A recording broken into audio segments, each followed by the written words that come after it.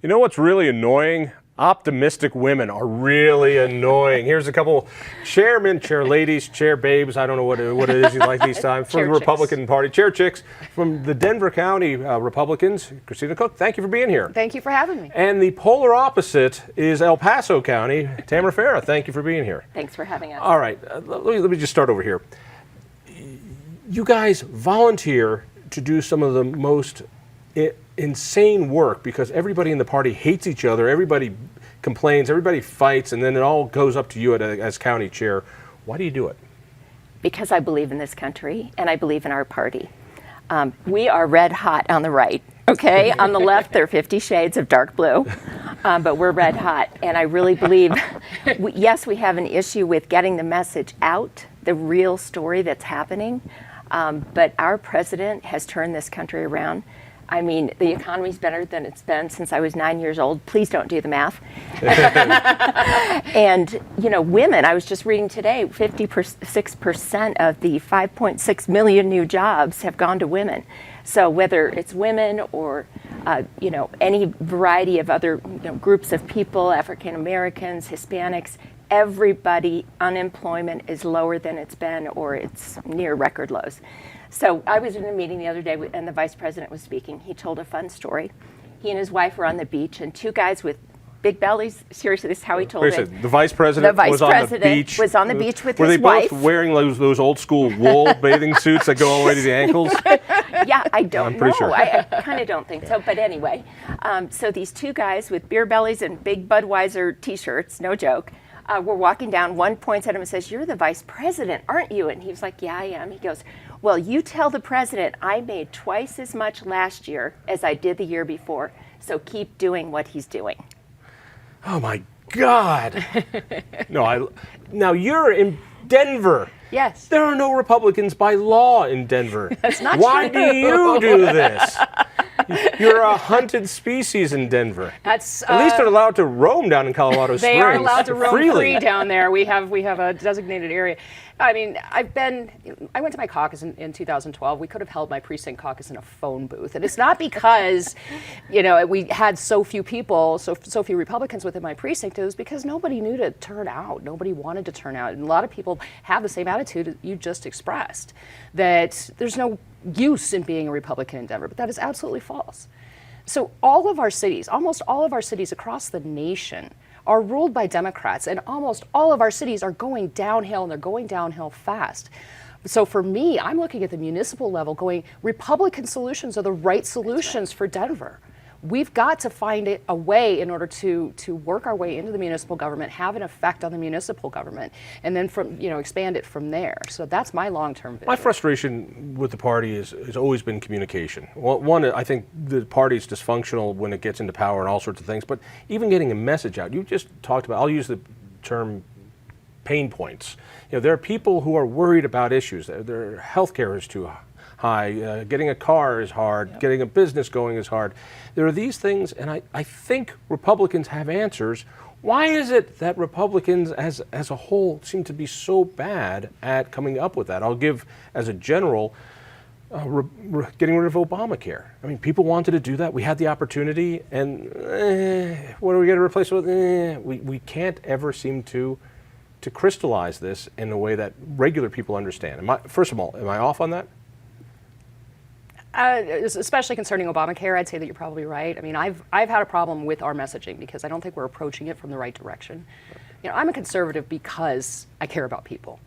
I'm a conservative because I know that the Republican policies that our party espouses are the solutions that create a thriving human society. That's why I am a conservative.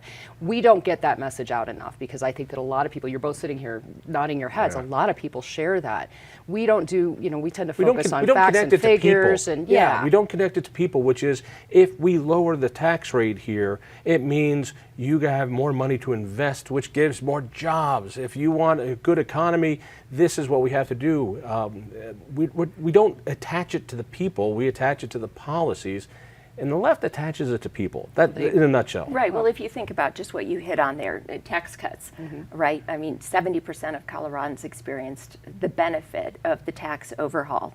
and the tax cuts that came through this president, which, by the way, also did away with the individual mandate, which was a huge financial burden put on people, everyday people, without a choice, I might add. We're the party of choice. That is true. Absolutely. But the left's healthcare solutions take away people's choices. I mean, I'm on the board of Colorado Women's Alliance. We did a huge study on women, what issues matter to them. It's not rocket science. Number one across Colorado for independent women is healthcare.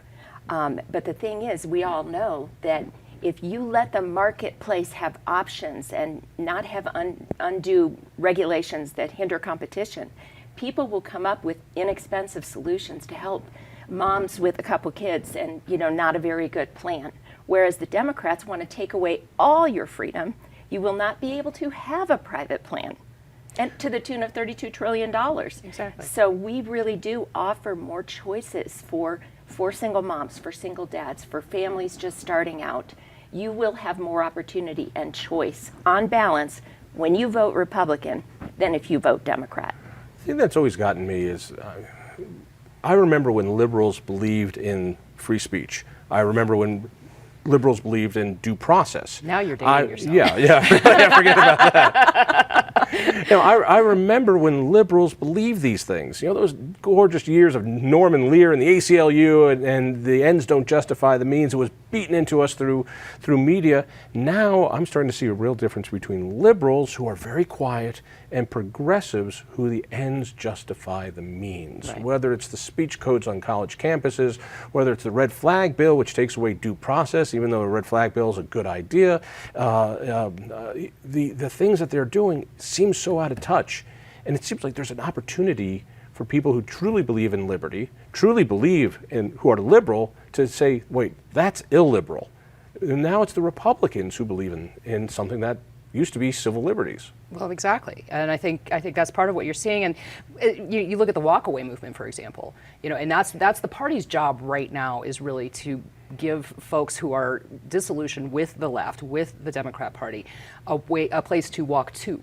If they're going to walk away, we need to be a beacon of hope for them. And so I think that will happen, because you're right. There is a centrist group that says, look, I just want to be left alone. I don't want my government telling me. I don't want my neighbor telling me. I don't want you making choices for me. That's the Republican platform. But we've gotten such bad press for so long, and such an inability, in the face of all the obstacles with Hollywood, and the news media, and just the outright lies that are being told, and so forth. It's an uphill battle. It's an obstacle. It's been tough to get our message out through. But with social media, I think we have an opportunity here. We need to take advantage of it. We need to get out there. I think that the gentleman that approached the vice president on the beach and with the Budweiser T-shirt and saying my salary has doubled, his salary didn't double because the government gave him a bigger check. Right. His salary doubled in a way that he felt dignified, the dignity of work. He was proud. He couldn't wait to, oh my gosh, the vice president, I can tell him. That was because of Republican policies that unleash the free market and do create, on balance, more opportunity. We've only got a couple minutes. Let me drill down into why our party, actually I'm unaffiliated this time, since that way I can play in all the primaries, but we why trust is you'll it, vote Republican, though. why is it that Republicans have such a hard time reaching particularly suburban women? Why is it that particularly unaffiliated single women in the suburbs, this is our demographic that we can't reach? Because we try to communicate, but I swear to God, these broads aren't listening. That might be part of your problem right there. I don't understand. Kind of spitball that a little bit, but I'm going to let Tamra take really, this one, actually, because you've got that demographic within your It really is. county. This is the demographic that the party and conservatives have a hard time connecting that emotional message you just talked to. Yes. About. Why? And I think you're right. And of course, we live in such a multi-channel communication era.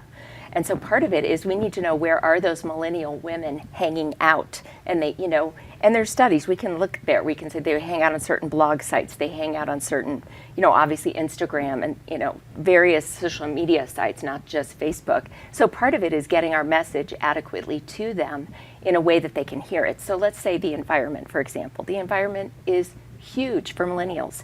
They won't even go to certain hotels if that hotel isn't giving you the option to not wash their towels, right? It's so important to them. So again, I'm going to go back to our president. He has done more for the environment. How many have either of you heard about it? Right, who's hearing about it? Right. But they're doing forest fire mitigation like never before. 1 million new acres have been preserved in federal lands. I mean, I know people have mixed feelings about some of that. Water is being studied so that we have adequate water delivery. On it goes. So, it's just getting that message. But does that reach to suburban women, especially well, suburban they women? care about those They do things care about it. deeply. But there is a disconnect. How are you going to fix it? How am I going to fix it? Because let me tell you, my luck with women isn't as good as you think.